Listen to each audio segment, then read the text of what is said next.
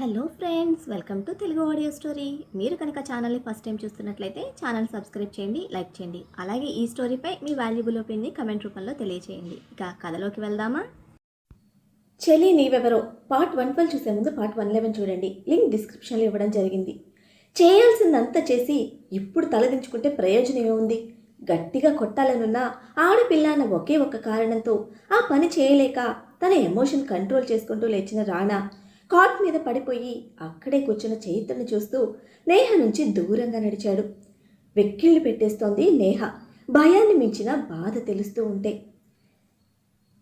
నీ సిచ్యువేషన్ ఏంటో నీకు అర్థమవుతుందా? నీ కోసం పడి చచ్చేది వాడొక్కడు మాత్రమే. మేమందరం నిన్ను బాధ్యతగా అనుకుంటాం, వాడు మాత్రమే నిన్ను ప్రాణం అనుకుంటాడు. మీ అమ్మ కన్నా, ఇన్ఫ్యాక్ట్ నీకన్నా ఎక్కువగా నిన్ను ప్రేమిస్తున్నాడు వాడు. నువ్వు జీవితాంతం ద్వేషించినా పర్వాలేదు, తనతో ఉంటే చాలు అనుకుంటున్నాడు. వాడు ఏడుస్తూ ఉన్నా పర్వాలేదు, నువ్వు హ్యాపీగా ఉండాలి అనుకున్నాడు. నువ్వు ఆ గొట్టంగాని ప్రేమిస్తున్నావని తెలిసినా నెక్స్ట్ మినిట్ నీ హ్యాపీనెస్ కోసం తన ప్రేమను చంపుకోవడానికి సిద్ధపడ్డాడు. బట్ నేను యాక్సెప్ట్ చేయలేకపోయాను అని రాణా అనగానే తలెత్తి చూసింది నేహ. అందుకే మీ ఇద్దరిని హైదరాబాద్ పంపించాను. వాడికి దూరం అయిపోతున్నావని ఆ పెయిన్లో ఎక్కడో ఓ చోట ఏదో ఓ టైంలో నీకు వాడు ప్రేమ గురించి చెప్తాడన్న ఒక చిన్న ఆశతో పంపించాను. బట్ అంతకు మించి జరిగింది. నేను ఒప్పుకుంటాను, ఒక ఆడపిల్లగా అది నీకు తీసుకోలేనిదే. అయితే అందులో నీ మిస్టేక్ లేదా? వాడు మాత్రమే తప్పు చేశాడా అని రాణా నిలదీస్తూ ఉంటే కన్నీళ్లు మింగుతున్న నేహ నోరు మెదపలేకపోయింది. వాడికన్నా పర్ఫెక్ట్ నీకు ఇంకొకటి లేడు అని నేను ఎప్పుడో ఫిక్స్ అయ్యాను. బట్ నువ్వు ఈ మధ్యలో ఆ గొట్టంగాన్ని తీసుకొచ్చావు. వాడు ఒక వేస్ట్ ఫెలో. ఇప్పుడు కూడా చెప్తున్నా, వాడు మన ఇంట్లో ఉన్నా కూడా వికాస్కి తమ్ముడైనా అమృతను ప్రేమిస్తున్నా సరే నా డెసిషన్ అదే. జస్ట్ నిన్ను యూజ్ చేసుకున్నాడు. అర్థమవుతోందా నీకు? జస్ట్ నిన్ను యూజ్ చేసుకున్నాడు. వాడి సెల్ఫిష్నెస్ కోసం నిన్ను యూజ్ చేసుకున్నాడు. అమృత గురించి తెలుసుకోవడానికి నిన్ను యూజ్ చేసుకున్నాడు. ఆ మాత్రం నీ పిచ్చి బుర్రకి ఎక్కడం లేదా? అంతకు మించి నీ మీద వాడు ఎటువంటి కేరింగ్ చూపించలేదు. నీ పిచ్చి బ్రెయిన్కి అది అసలు ఎలా ప్రేమలా కనిపించిందో నాకు ఇప్పటికీ అర్థం కావటం లేదు. మగాడు కోరికతో చూశాడా, ప్రేమతో చూశాడా, అభిమానంతో చూశాడా అనేది ఒకే ఒక్కసారి క్లియర్గా చూస్తే మీ ఆడవాళ్ళకి అర్థమైపోతుంది. ఎన్ని సంవత్సరాలు వాడు నీ వెనక నీ కోసం ప్రాణం పెట్టి తిరుగుతూ ఉన్నా నీకు వాడి ప్రేమ కనిపించలేదంటే ఏమనుకోవాలి? నువ్వు గుడ్డిదానివా, లేక మతిలేనిదానివా, లేక పిచ్చోడిలా వాడు నీ వెనక తిరుగుతున్నాడని తిరిగినంతకాలం తిప్పుకుందామని వెర్రి వేషాలు వేస్తున్నావా అంటూ హెచ్చరిల్లిన ఆవేశంతో నేహ మీదకు పోతున్న రాణాను ఎదురు నిలిచి ఆపింది చైత్ర. చంపేస్తా మధ్యలో వచ్చావంటే, పో బయటికి అని అదే ఆవేశంతో తన మీద కూడా అరిచాడు. రూమ్ మొత్తం రీసౌండ్ వచ్చేలా. ఎప్పుడూ లేనంత కోపం, శత్రువుల మీద కూడా చూపనంత ఆవేశం ఉద్రేకపడుతూ ఉన్న రాణాను ఆపలేకపోతున్న నిస్సహాయత కళ్ళల్లో పొంగడానికి సిద్ధమవుతూ ఉంటే అడుగు తీసుకుంటూ అతని నుంచి దూరం జరిగింది చైత్ర. వెనక్కి వెళ్ళిన తనని ఓసారి చూసి బరువుగా రెప్పలు మూసి భారంగా ఊపిరి తీసుకుంటూ నేహ ముందు మోకరిల్లాడు మళ్ళీ. మెల్లగా నేహ చెంప మీదకు చేతిని చేర్చి, ఒక్కసారి చుట్టూ చూడు. ఎవ్వరూ లేరు అనుకుంటున్న చోట నీ కోసం అందరూ ఉన్నారు. నీ ప్రేమ కోసం, నీ నవ్వు కోసం, నీ సంతోషం కోసం అందరూ ఎదురు చూస్తున్నారు అని ఒక తల్లిలా లాలనగా చెప్తున్న రాణా స్పర్శకి నేహలో దుఃఖం పొంగుకొచ్చింది. ఒక తండ్రిలా ఇప్పటి వరకు మందలించిన రాణా కోపానికి ఎంతలా వణికిపోయిందో ఇప్పుడు అంతే దైన్యంగా పసిబిడ్డలా తన చేతుల్లోకి చేరిపోయి, ఐఎమ్ సారీ బాబా, రియల్లీ ఐఎమ్ సారీ, ఆలోచించలేదు అంటూ బోరున ఏడుస్తున్న తనని గుండెలకు హత్తుకొని, ఆల్మోస్ట్ 4 years కన్న తండ్రి రూపం కూడా తెలియని లక్కీ కన్నా ఎక్కువ కష్టం అనేది అని చెదరని గాంభీర్యంతో ప్రశ్నించిన రానాను తలెత్తి చూసింది నేహ. చెప్పు, ఆల్మోస్ట్ 3 years కన్నవారిని కనిపెట్టుకుని ఉన్నవారిని పోగొట్టుకొని తన కడుపులో మోస్తున్న ప్రాణానికి కారణం ఎవరో కూడా తెలియని చైత్ర దౌర్భాగ్యం కన్నా ఎక్కువ కష్టం అనేది. ఆల్మోస్ట్ 5 years ప్రపంచంతో సంబంధం లేని అగాధంలో నరకం అనుభవించిన అమృత పడిన చిత్రవధ కన్నా ఎక్కువ కష్టం అనేది అమ్మని పోగొట్టుకున్న ఈ ఇంటి ఒంటరితనం కన్నా ఎక్కువ ఒంటరితనం అనేది అని నిలదీస్తున్న రాణా ప్రతి ప్రశ్నకి అడ్డంగా తల కదుపుతున్న నేహ నుంచి ఒక్కటే సమాధానం, కాదు అని. ఇప్పుడు ఆలోచించు, కనీసం ఒక్కసారైనా సరిగ్గా ఆలోచించు. మొదటి నుంచి ఇప్పటి వరకు ఈ ఇంట్లో ఎంతో కొంత సంతోషంగా ఉన్నది నువ్వు మాత్రమే. అది కేవలం ఉదయ్ వల్ల. అమ్మ ఉందా, నాన్న ఉన్నాడా, అన్న ఉన్నాడా, ఇలా నీ చుట్టూ ఎవరున్నారు, ఎవరు లేరు, వాళ్ళు మంచివాళ్ళ తప్పుడోళ్ళ అని వాడెప్పుడు చూడలేదు. జస్ట్ వాడు చూసింది నీ హ్యాపీనెస్. నువ్వు నవ్వుతూ ఉన్నావా లేదా అది మాత్రమే చూశాడు వాడు. అటువంటి వాడికన్నా నీకు గొప్పవాడు దొరుకుతాడు అనుకుంటే గో అహెడ్. ఇక మీదట నేనాపను. నువ్వు వద్దు అనుకుంటే నీ మెడలో వాడు కట్టిన ఈ తాళికి పవిత్రత లేదు, బంధము లేదు. జస్ట్ ఒక ఎల్లో కలర్ థ్రెడ్. తీసేయాలనుకుంటే ఆపేవాళ్ళు కూడా లేరు. This is my biggest day. అర్థం చేసుకుంటే నీది కూడా. స్పాయిల్ చేయకు అనేసి నేహను వదిలేసి నిలబడుతూ చైత్ర సైడ్కి చేతిని చాపాడు రాణా. అప్పటి వరకు అతని సహనాన్ని, ఓపికని కనురెప్ప వేయకుండా కళ్ళ నిండుగా చూస్తూ నిలబడ్డ చైత్రకు రమ్మని రాణా నుంచి పిలుపు రావటం ఆలస్యం. రెప్పపాటు కాలంలో రెవ్వున వచ్చి బలంగా అతని అల్లేసుకుంది. అంతే బలంగా చైత్ర చుట్టూ చేతులు చేర్చి తనలోకి హత్తుకున్నాడు రాణా. ఎందుకో తెలియదు, చాలా హ్యాపీగా ఉంది. బట్ కన్నీళ్ళు ఆగటం లేదు. ఇంతకుముందు కుర్తా బటన్స్ పీకేసిన చెస్ట్ మీద వెచ్చటి తన కన్నీటి స్పర్శ తెలుస్తూ ఉంటే ముఖం దోసిట్లోకి తీసుకొని బొటన వేళ్లతో తన కన్నీళ్లు తుడుస్తూ ఐఎమ్ సారీ అన్నాడు అర్థిస్తున్నట్టే. టక్కున ఆ పెదవులను వేళ్లతో క్లోజ్ చేసి చీరు కోపంతో చెంపను చెరిచి ఐ లవ్ యూ అని అంది. చిప్పిల్లుతున్న చైత్ర కళ్ళలో తన మీద ఎనలేని ప్రేమతో మెరిపిస్తున్న మెరుపులకి సన్నగా పెదవులు సాగిన రాణా కళ్ళల్లో ఒక చిన్న స్పార్క్. నన్ను భయపెట్టే నా డెవిల్ కోపం నాకు చాలా ఇష్టం. Don't change, stay like this. చాలా నచ్చుతున్నావు, చెప్పలేనంత నచ్చుతున్నావు. నేనే అర్థం చేసుకుంటాను అని దొండపండులా ఎర్రగా మారిన ముక్కుతో వెక్కుతూనే చెప్పింది. మరోసారి తనివి తీరా గట్టిగా హగ్ చేసుకుని వదిలి తన ఫోర్ హెడ్ మీద కిస్ చేసి నేహను చూశాడు. రాణాలోని సాఫ్ట్ అండ్ మైల్డ్ ఎఫెక్షన్కి అప్పటి వరకు నమ్మలేనట్టు చూస్తున్న నేహ అతను చూడగానే తల కిందకు దించేసింది. ఉదయ్కిప్పుడు నీ అవసరం ఉంది, వెళ్ళు, నేను మాట్లాడి తీసుకొస్తాను అని చిన్న గొంతుతో లాలనగా చెప్పి చిరచిర చూస్తున్న అతడి చూపులకు చెంపలు పట్టుకొని తల తన పక్కకు తిప్పి ప్లీజ్ అని అడిగింది.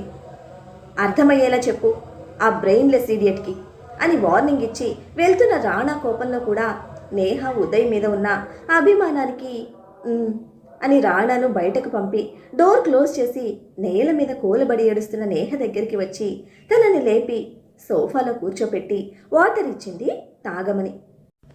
రాణా అంత చెప్పినా అర్థం చేసుకోకపోతే ఇంకా నేహ మాత్రం ఏం చెప్తుంది? అసలు చెప్పడానికి ఇంకా ఏం మిగిలింది? జస్ట్ నేహ రెస్పాన్స్ కోసం చూస్తోంది చైత్ర. రాణా బయటకు వెళ్ళడమే అప్పటి వరకు బాల్కనీలో ఉన్న అమృత లోపలికి వచ్చి కౌచ్లో కూలబడింది. రాణా కోపానికి ఎంతగా భయపడిందో అతను నేహతో చెప్తున్న ప్రతి మాటలోని అర్థాన్ని, అందులోని నిజాలను అంతే జాగ్రత్తగా మనసుకు తీసుకుంది. అమృతకు మొదటిసారి తండ్రి లేడు అన్న లోటు తనను విడిచిపెట్టింది. మెండుగా రాణా రూపం తండ్రి స్థానంలో నిండుకుంది. ఇదేమీ అర్థం చేసుకోలేని నేహ మూర్ఖత్వానికి జాలిగా చూస్తూ సైలెంట్గా కూర్చుంది అమృత కూడా. నాకు చచ్చిపోవాలనుంది చైత్ర అంటూ చైత్రను పట్టుకొని గుక్క పెట్టింది నేహ. అంత చెప్పినా ఇంకా అదే మాట మళ్ళీ వినేసరికి లాగిపెట్టి పీకాలి అనిపించింది చైత్రకి. మళ్ళీ మొదటికి వచ్చిన నేహ ప్రవర్తనకి విసుగ్గా అనిపించింది అమృతకు. Backyard common swimming pool దగ్గర ఉన్నాడు ఉదయ్. ఒక్కడే ఒంటరిగా తనలో తానే ఏడుస్తూ టెన్షన్ పడుతూ ఉన్నాడు. దూరం నుంచి రాణా రావడం చూసి పరుగున ఎదురు వెళ్ళి ఏమన్నా అన్నావా దాన్ని అని అడుగుతున్న ఉదయ్ ఆరాటానికి మొహం చిట్లించాడు రాణా. అతని సైలెన్స్ భయపెడుతూ ఉంటే ఏం చేశావు, దాన్ని కొట్టావా అని కోపంతో ఊగిపోతూ రాణా కుర్తా పట్టుకొని ఊపేస్తూ ఉంటే ఒక్కటి పీకాడు రాణా. మాటకి లొంగని దెయ్యం దెబ్బకి పొంగుతుంది అన్నట్టు కాసేపటికి సెట్ అయ్యి వాటర్లో కాళ్ళు పడేసి పూల్ గట్టు మీద సెటిల్ అయ్యాడు ఉదయ్. పక్కనే వచ్చి కూర్చున్నాడు రాణా కూడా. ప్రశాంతంగా ఫంక్షన్ చేసుకుందామంటే ఒక్కడు సరిగ్గా లేడు అని ఇరిటేట్ అవుతూ ఓపెన్ చేసిన సిగరెట్ బాక్స్ నుంచి ముందుగా ఉదయ్కి ఒకటిచ్చి రెండోది తన లిప్స్ మధ్య నిలిపి లైటర్ కోసం చూస్తే ఇద్దరి దగ్గర లేదు.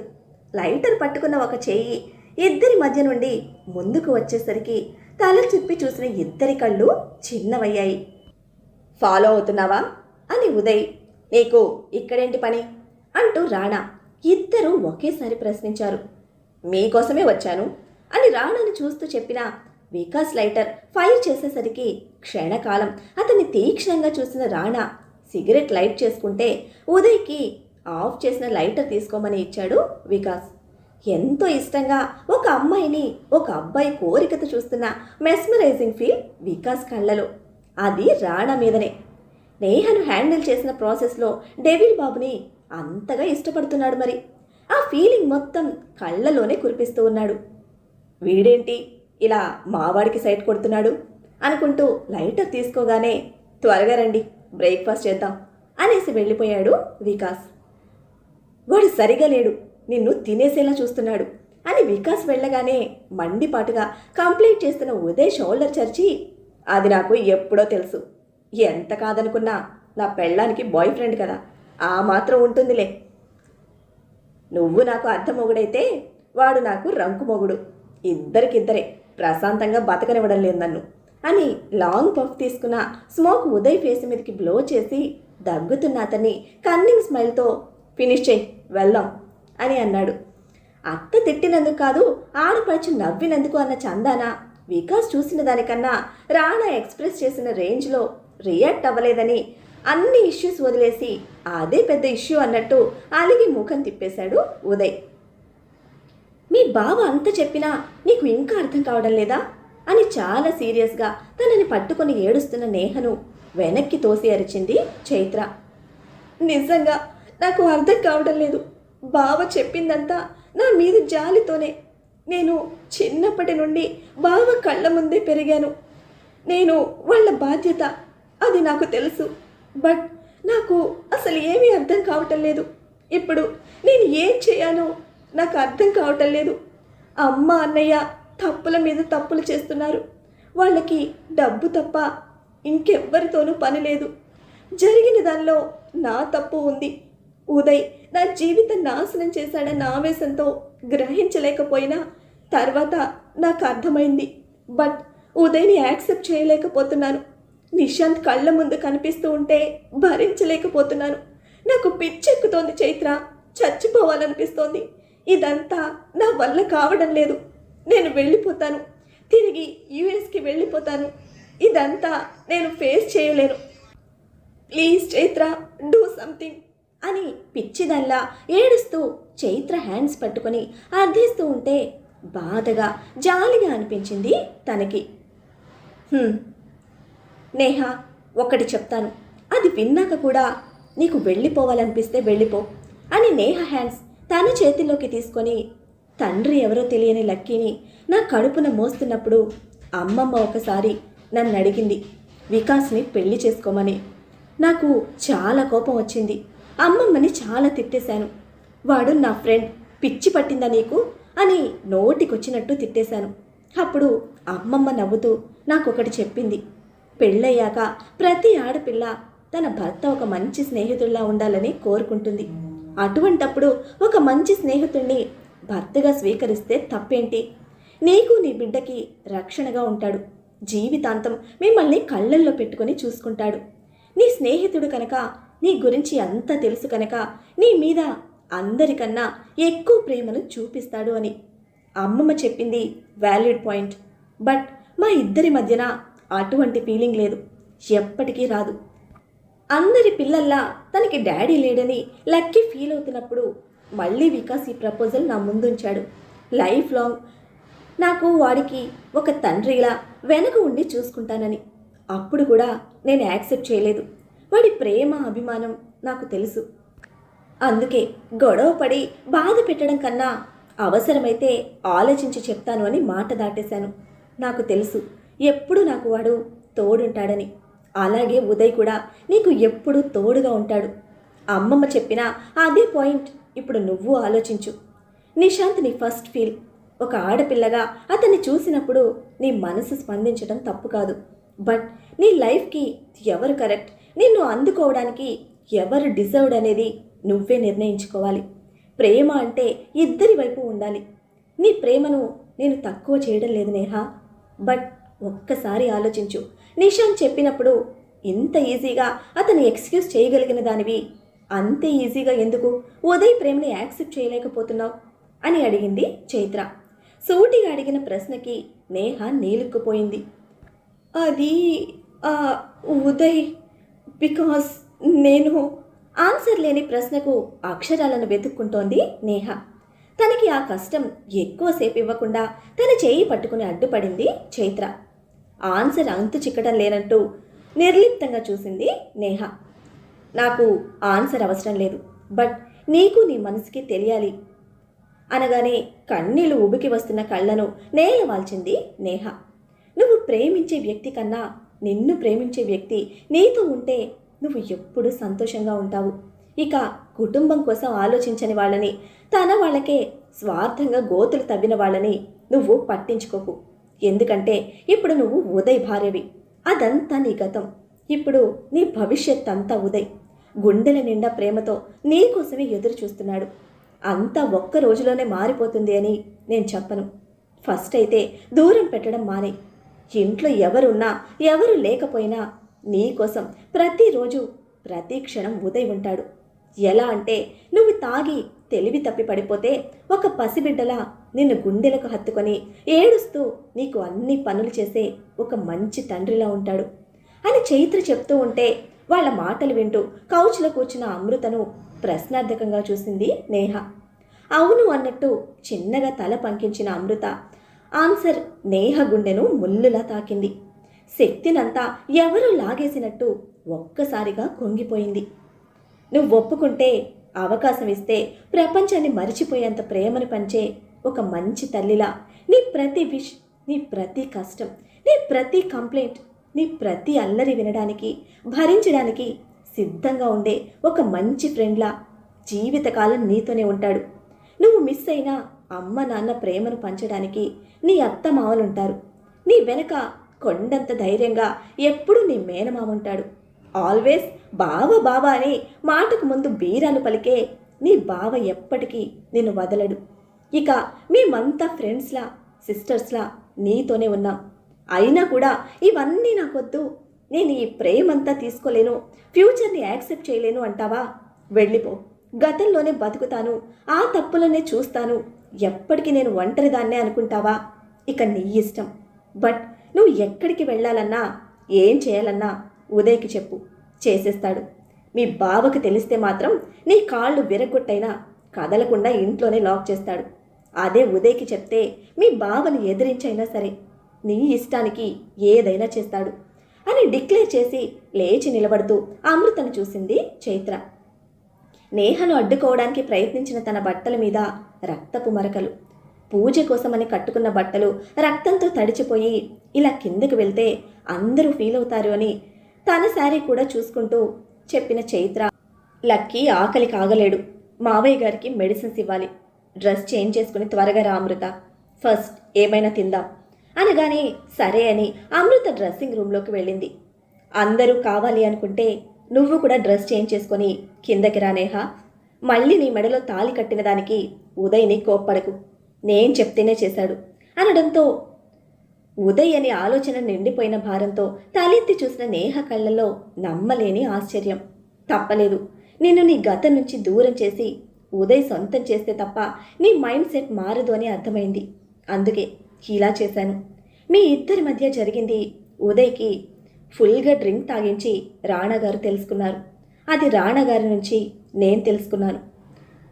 అమృత ముందు బాగోదు అని చెప్పలేదు. మీ ఇద్దరి మధ్య ఏదైతే జరిగిందో దానికి ముందు రోజు నువ్వు ఫుల్గా తాగి ఉదయ్ని చాలా విసిగించావు.